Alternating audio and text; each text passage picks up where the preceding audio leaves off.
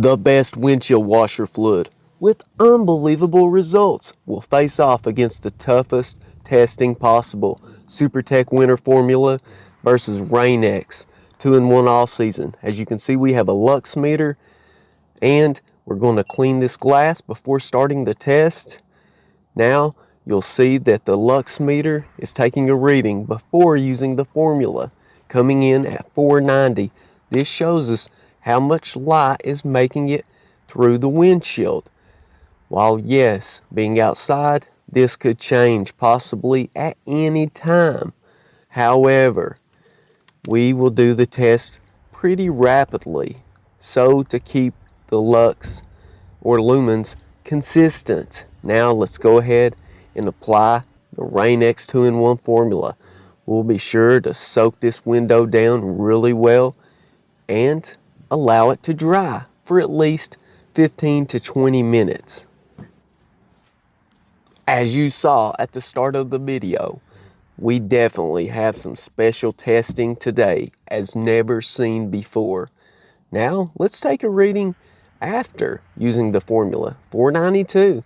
So it's basically the same. I'm really surprised. We'll go ahead and remove what Rain-X is left in the system reservoir. As you can see, we are going to use something similar to dirt and debris that could possibly get on your windshield. Not only does the rain matter, but the debris, mud, dirt, whatever it is as well. In this case, we're using all-purpose flour. That's right. And believe me, it doesn't come off quite as easy as one might think.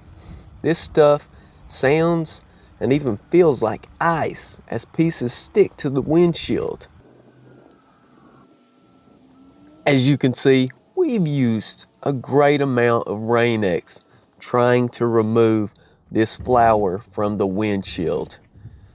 And it done a fairly well job, but seeing through it yourself may not be enough, hence the lux meter. Now we'll go ahead, we'll take our reading from the lux meter.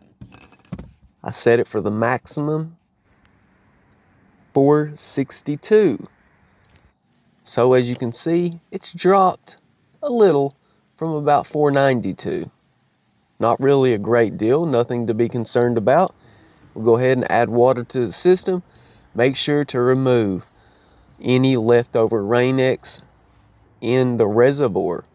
And we want to remove any residue from the windshield as well. So we'll go ahead and get it cleaned up before using the next formula. And as far as the rain testing, we'll show you guys that a little bit later. And we'll do that in a side-by-side comparison.